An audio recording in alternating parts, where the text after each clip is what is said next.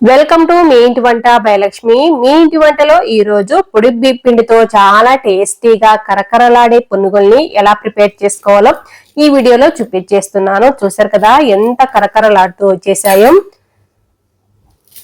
మీరు కూడా మీ ఇంట్లో తప్పకుండా ట్రై చేసి మీకు ఎలా వచ్చాయో కామెంట్ రూపంలో చెప్పడం మాత్రం అసలు మర్చిపోకండి. మీకు ఈ వీడియో నచ్చినట్లయితే తప్పకుండా ఒక లైక్ కూడా చేసి కొత్తగా చూస్తుంటే సబ్స్క్రైబ్ కూడా చేసుకోండి. ఇక మనం లేట్ చేయకుండా వీడియోలోకి వెళ్ళిపోదాము. ఈ క్రిస్పీ పునుగుల్ని ప్రిపేర్ చేసుకోవడానికి ముందుగా ఒక మిక్సింగ్ బౌల్ తీసుకొని 1/2 కప్పు అటుకులు వేసుకున్నాను. ఇవి మందపాటి అటుకులే. ఇందులో డస్ట్ ఏమైనా ఉంటుంది కాబట్టి 2 సార్లు నీళ్లు వేసి కడిగేసుకోవాలి. ఇప్పుడు ఈ నీళ్ళను వంపేసుకున్నాను. వంపేసిన తర్వాత ఇలా ఉంటాయి. ఇప్పుడు ఇందులో 1/2 కప్పు పొడి బియ్యం పిండి వేస్తున్నాను. అలాగే 1/2 కప్పు పెరుగు కూడా వేస్తున్నాను. ఇదే కప్పులోనే 1/2 కంటే కొంచెం ఎక్కువగా నీళ్లు వేస్తున్నాను. మరి ఎక్కువ నీళ్లు వేసుకోకూడదు. 1/2 కప్పు కంటే 1 టేబుల్ స్పూన్ ఎక్స్ట్రా ఉంటాయి అంతే నీళ్లు. రుచికి సరిపడా సాల్ట్ వేసాను. నేనైతే ఇక్కడ 1/2 టీ స్పూన్ వరకు వేసాను. మొత్తం కూడా బాగా కలిసేటట్టు కలిపేసుకోవాలి. ఎక్కువ నీళ్లు వేసుకుంటే మరి పలచబడిపోతుంది. కన్సిస్టెన్సీ అనేది వీడియోలో చూపిస్తున్నట్లు ఉంటే సరిపోతుంది. ఇప్పుడు దీనిపైన మూత పెట్టేసుకొని 5 నుంచి 10 నిమిషాలు పక్కన పెట్టేస్తే సరిపోతుంది. ఈ లోపు ఉల్లిపాయలు పచ్చిమిరపకాయలు అన్ని కట్ చేసుకుని రెడీగా పెట్టుకోవచ్చు. నేనైతే 10 నిమిషాలు పక్కన పెట్టేసుకున్నాను. 10 నిమిషాల తర్వాత చెక్ చేస్తున్నాను. చూసారు కదా కొద్దిగా గట్టిపడింది కదా. ఇలా ఉంటే సరిపోతుంది. ఇకేమి మనము నీళ్లు వేసుకోకూడదు. స్పూన్ సాయంతో ఇలా బాగా మ్యాష్ చేసుకుంటే సరిపోతుంది. ఇలా ప్రెస్ చేసుకుంటున్నట్టు కలుపుకోవాలి. చేతితో కలుపుకోవచ్చు. నేనైతే స్పూన్ తో ఇలా అంటున్నాను. ఎక్కువసేపు అవసరం ఉండదండి. ఎందుకంటే అటుకులు బాగా నానిపోయి మెత్తగా ఉండిపోతాయి. మళ్ళీ మిక్సీ జార్కి వేసి గ్రైండ్ చేయాల్సిన అవసరం ఏమీ ఉండదు.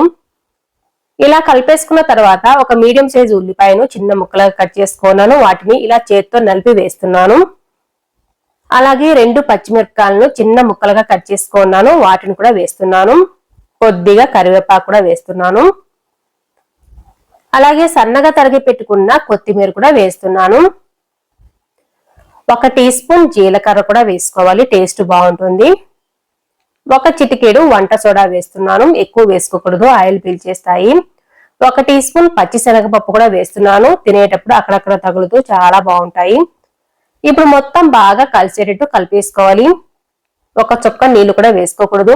మనకు కన్సిస్టెన్సీ అనేది పునుగులకి ఇలా ఉంటే సరిపోతుంది. మరి ఎక్కువ పలచగా ఉంటే ఆయిల్ ని ఎక్కువగా పీల్చేస్తాయి. మనకు కన్సిస్టెన్సీ అనేది ఇలా ఉంటే సరిపోతుంది. వీడియోలో చూపిస్తున్నట్లుగా బాగా కలిసేటట్టు కలిపేసుకున్న తర్వాత పిండిని మధ్య మధ్యలో తీసుకోకుండా ఒక సైడ్ నుంచి కొద్దిగా తీసుకోవాలి. ఈ పిండి కలిపే లోపు స్టవ్ మీద ఆయిల్ కూడా పెట్టేసుకొని వేడి చేసుకుంటూ ఉన్నామంటే 2 పనులు ఒకేసారి అయిపోతాయి. టైం అనేది సేవ్ అవుతుంది. చూసారు కదా ఒక సైడ్ నుంచి ఇలా తీసుకోవాలి. ఇలా మిడిల్ నుంచి కాకుండా వీడియోలో చూపిస్తున్నట్లుగా ఇలా ఒక సైడ్ నుంచి తీసుకొని చిన్న చిన్న పిండి ముద్దలను తీసి కాగుతున్న ఆయిల్లో వేసుకోవాలి. ఇప్పుడు ఆయిల్ కూడా బాగా వేడైపోయి ఉంటుందండి. ఆయిల్ ని ఒకసారి చెక్ చేస్తున్నాను. కొంచెం పిండి వేసిన వెంటనే పైకి రావాలి. ఆయిల్ అనేది ఇంత వేడై ఉండాలి. ఇప్పుడు స్టవ్ ని మీడియం ఫ్లేమ్ లో పెట్టేసుకొని పిండిని ఒక సైడ్ నుంచి కొద్దిగా తీసుకుంటూ ఇలా కాగుతున్న ఆయిల్లో వేసుకోవాలి. వీడియోలో చెప్పిన టిప్స్ అన్ని ఫాలో అయ్యారంటే చాలా పర్ఫెక్ట్ గా వచ్చేస్తాయి. ఈ పునుగులన్నిటివి ఆయిల్లో ఎన్నైతే పడితే అన్నిటిని వేసుకోవాలి. మరి ఇరుకిరుగ్గా వేసుకోకూడదు. ఒకదానికొకటి అంటుకుని పోతూ ఉంటాయి. కాబట్టి ఒక సైడ్ గా మనము ఇలా కొద్దిగా వేసుకోవాలి. ఫ్రీగా తిరిగేటట్టు ఆయిల్లో ఎన్నైతే పడితే అన్నిటిని మాత్రమే వేసుకోవాలి. ఇలా వేస్తున్నప్పుడు చాలా బాగా నొరగలు వస్తూ ఉంటాయండి. చేతికి వేడి తగులుతుంది. జాగ్రత్తగా చేతి మీద ఊదుకుంటూ వేసుకోండి. చాలా మందికి తెలిసే ఉంటుంది. కాకుంటే కొత్తగా చేసే వాళ్ళు కూడా వీడియో చూస్తారు కదా, వాళ్ళ కోసం అన్ని కూడా వివరంగా చెప్తున్నాను. ఇలా వేసేసుకున్న తర్వాత ఇప్పుడు స్టవ్ ని హై ఫ్లేమ్ లో పెట్టేసుకోవాలి. వెంటనే గరిటె అనేది పెట్టకూడదు. కొద్దిగా కలర్ చేంజ్ అయ్యి గట్టిపడిన తర్వాతనే గరిటె సాయంతో అన్ని వైపులా తిప్పుకోవాలి. ఒకవేళ ఎక్కడన్నా అంటుకున్నట్లు ఉన్నా సరే పచ్చిగా ఉన్నప్పుడే కదపకూడదు. కొంచెం బాగా ఫ్రై అయిన తర్వాతనే గరిటె సాయంతో ఇలా అన్నామంటే విడివిడిగా వచ్చేస్తాయి. స్టవ్ ని ఇప్పుడు హై ఫ్లేమ్ లో పెట్టేసుకొని మొత్తం కూడా ఈ కలర్ వచ్చేంత వరకు వీటిని ఫ్రై చేసుకోవాలి. ఇప్పుడు ఆయిల్లో నురగలు కూడా బాగా తగ్గిపోయాయి కదా, మంచి కలర్ లో వచ్చేసాయి. అలాగే గరిటెతో ఇలా కదుపుతూ ఉన్నామంటే చాలా కరకరలాడుతూ ఉన్నట్లు కూడా సౌండ్ వస్తుంది.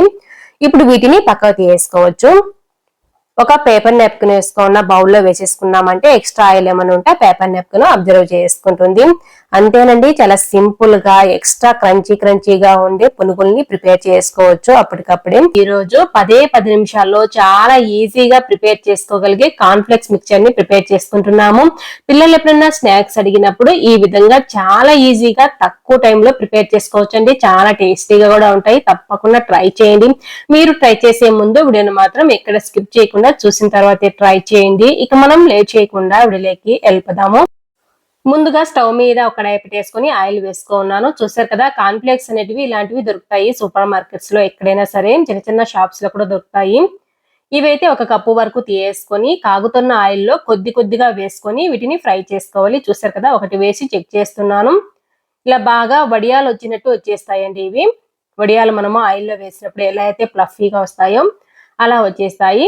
ఇప్పుడైతే కొద్దిగా వేసుకుంటూ వీటిని ఫ్రై చేసుకోవాలి. చూసారు కదా, ఎంత బాగా ఆయిల్లో వేసిన వెంటనే ఇలా ఫ్లఫీగా వచ్చేస్తాయి. ఒకసారి బాగా కలిపేసుకొని ఇలా తీసేసుకొని వేరొక బౌల్లో వేసేసుకోవాలి.